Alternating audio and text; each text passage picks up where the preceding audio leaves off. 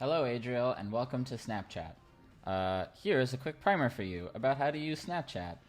The number one thing you should know about using Snapchat, I'm going to say Snapchat a lot, is that nobody knows how to use Snapchat, as far as I can tell. But here are the things that I've figured out about the secrets of Snapchat. This is Snapchat. You're familiar with this interface. Oh boy, there's so many things that you can do that maybe you can't tell at first what you can do. First, if you want to know about yourself, you're a ghost. We're all ghosts inside. Push this little ghost button, and there's me. There's me as a ghost.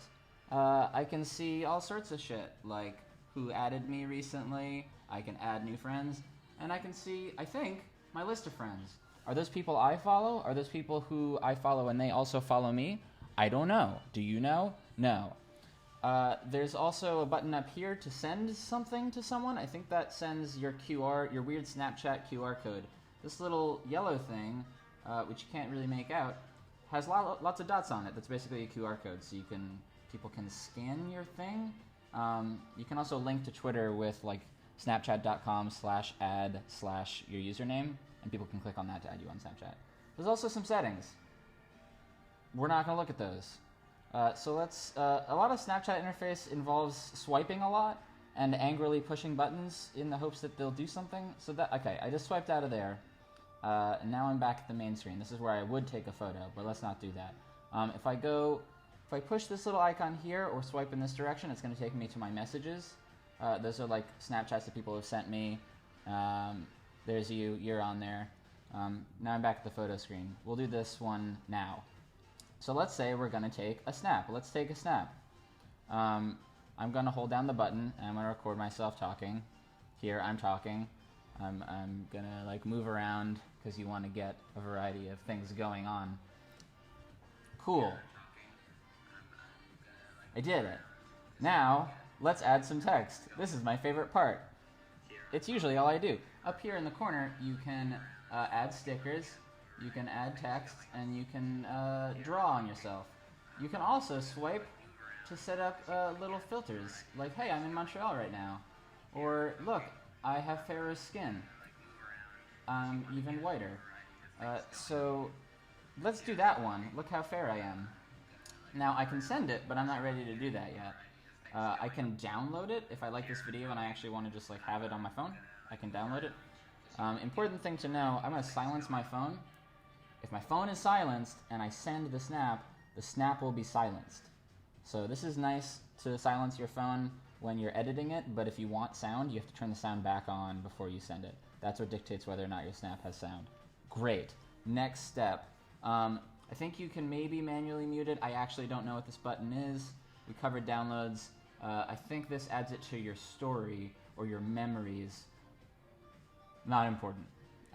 So yeah, I almost always exclusively use text. So let me show you something fun about text. I push the text button and a little bar comes up and now I can type something.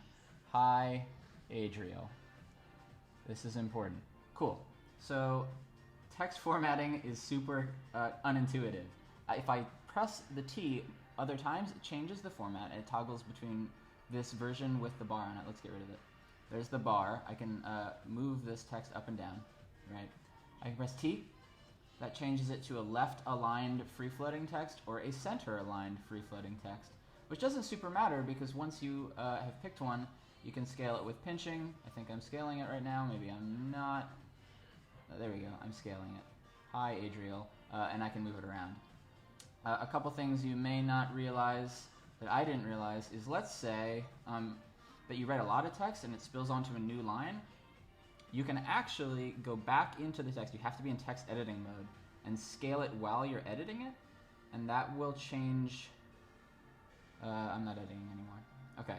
If I change it while I'm editing it, it'll actually spill things onto new lines. Like that's when it actually clamps to the screen edge to make sure everything fits. I didn't know this for a long time, that you can fit all your text on one line if you shrink it down while your keyboard is up. Anyway. Last thing that you should know about text is that you can totally motion track it. So, this is going to be super hard to do, but I'm going to try. So, what I can do is, let's say I don't want you to see the text right away, if I want it to be a surprise. I'm going to wait for the moment in the video where I want to snap it, Boom. And then I'm gonna frustratingly not have it work. Wait, boom. Cool.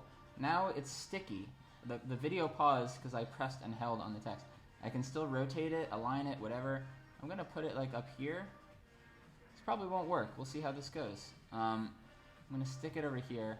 It's gonna process, and now hopefully it's snapped it to that part of my room. Kinda. You see how it did? It's like kind of got world space now. I don't know if you can see that. This is Madion, by the way, who's playing. Thanks. Sorry, Madion, for using your music. Cool. Okay. I'm gonna send that snap. So look, I'm gonna press send. Boom. Okay. Here's the people I can send it to. I'm gonna select my story. So that'll post it publicly for 24 hours to anyone who follows me. They can click on it and see it as many times as they want. I'm also gonna pick you. Hi, Adriel. So this is gonna send directly to you. You can view it once, and then if you press and hold on it, you can actually reload it and watch it one more time. If you screenshot it, I'll know, because Snapchat reports that back, which is actually like one of the healthiest features about Snapchat, because, yeah, consensual screenshotting. So I've picked my story and you. I'm going to press the arrow to send, and now it's loaded into my story. That's about it. Also, one last thing. Snapchat is trying to become Instagram's trying to become Snapchat. Snapchat's trying to become Instagram. So Snapchat has this little circle below the big recording circle. That's the memories area. Oh, this has all my private pics on it. So memories is like an inside Snapchat photo library. But you can, in your settings, if you want to subvert this like I do, in your settings you can make it so that whenever you save a photo that you're taking or something from your story, you can just have it go right to your photo library instead of going to memories first. Because they're really trying to lock you into Snapchat, so they're having you save your photos in memories. Fuck that. Get out of memories, IMO. Last thing I'll show you, last thing for real, is if you're back and you're looking at all the snaps and your story, everybody's stories. I showed you this. You can push the 3 bar dots up here and it'll show you everyone who has viewed each pic of your story. If you click on the eye, you'll see who looked at it.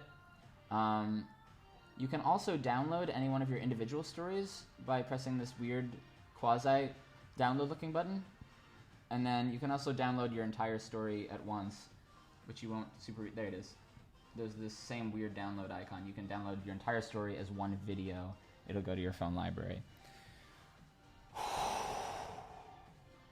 Snapchat doesn't make any sense. But hi, welcome to Snapchat. Come along and snap with us. Goodbye.